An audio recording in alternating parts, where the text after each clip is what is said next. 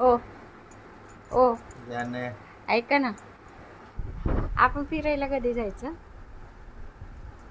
ओ पुढच्या वर्षी. सांगा ना. पुढच्या वर्षी. पुढच्या वर्षी म्हणजे आता 2 महिन्यांनी ना? हम्म. नक्की का?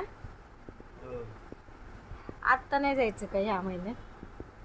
नाही जाऊया की. जा ना तू. तुम्ही पण चला, मी एकटी नाही जाणार. मी नाही ना.